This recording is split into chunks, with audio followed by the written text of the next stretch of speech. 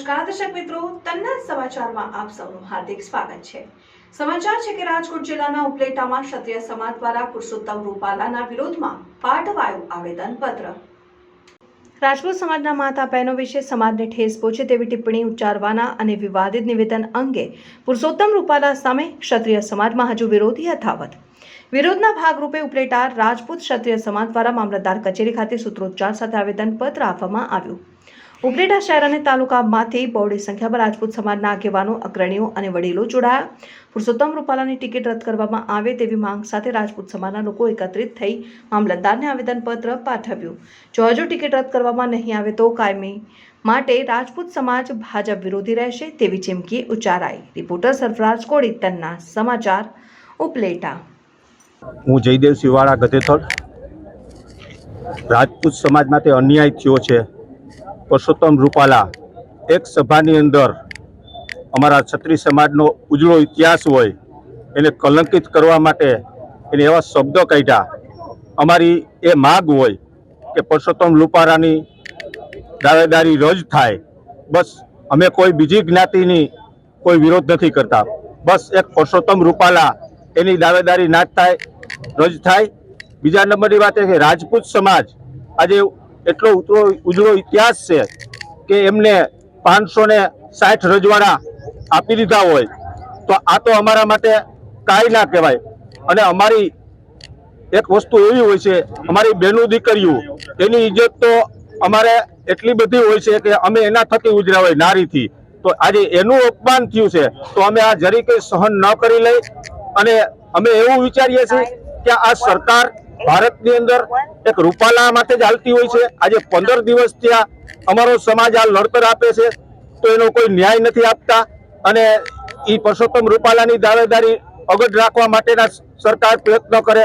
રાજપૂત સમાજ હિસાબ કરો તો ભારતની અંદર 22 કરોડ રાજપૂત સમાજ છે અને આનો પડઘો એક રાજ્યની અંદર પડવાનો છે।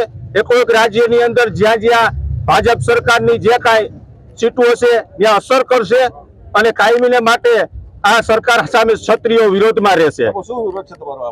આ બાબતમાં અમારો વિરોધ છે પુરુષોત્તમ રૂપાલાની દાવેદારી નાબૂદ થાય। કારણ શું છે?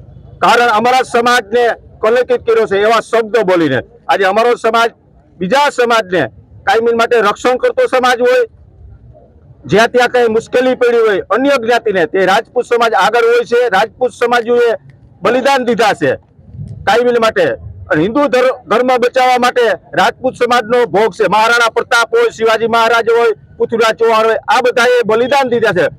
એને કલંકિત કરવા આ સહન આ રાજપૂત સમાજ ન કરે અને કરીએ તો પણ અમારા સમાજનું અપમાન થાય।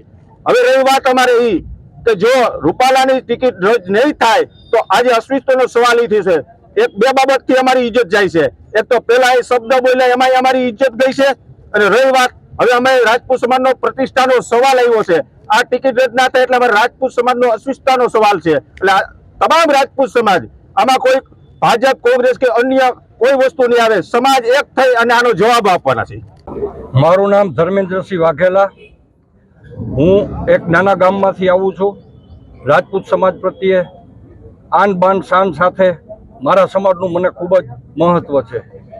આજે મુરબ્બી શ્રી પુરુષોત્તમભાઈ રૂપાલા રાજપૂત સમાજ વિશે, રાજપૂતના અમારા માતા બહેનો વિશે જે અભદ્ર ટિપ્પણી કરી છે એ માત્ર વખોડવાને લાયક નથી। એમ રાજપૂત સમાજ માટે આન બાન અને શાનનો પ્રશ્ન છે।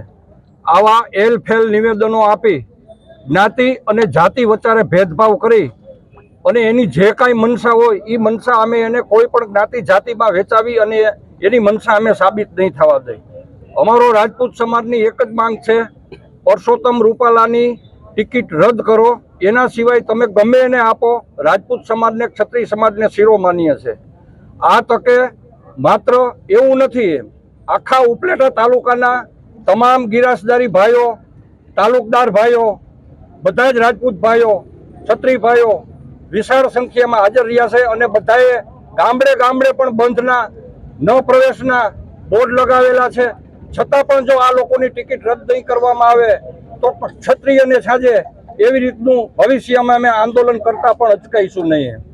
અમારી પેઢીઓએ ના અનુભવ ઉપરથી અમે પણ મહેસૂસ કરેલું છે વાત એક કરે છે કે માફી આપી દો. ક્ષત્રિય સમાજ વિશાળ ભાવના વાળો હોય છે. 100% ક્ષત્રિય સમાજ વિશાળ ભાવના વાળો છે, હતો અને રહેશે. પણ જૂના ઇતિહાસ ઉપરથી અમને પણ અનુભવ છે, જ્યારે માફી આપી છે ત્યારે રાજપૂતો માથે વધારે આક્રમણો થયા છે. એના દાખલા પણ ઇતિહાસમાં ઘણા છે. એટલે ઇતિહાસનો બોધપાઠ લઈને પણ અમારે માફી આપવાનો સવાલ નથી.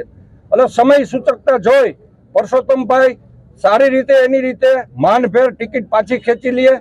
એને કોઈને એની પાર્ટીને પ્રોબ્લેમ ના આવે ને રાજપૂત સમાજને પ્રોબ્લેમ ના આવે, આવી અમારી તમામ રાજપૂત ભાઈઓની, માતાઓની, બહેનોની અને યુવાનોની માગણી છે.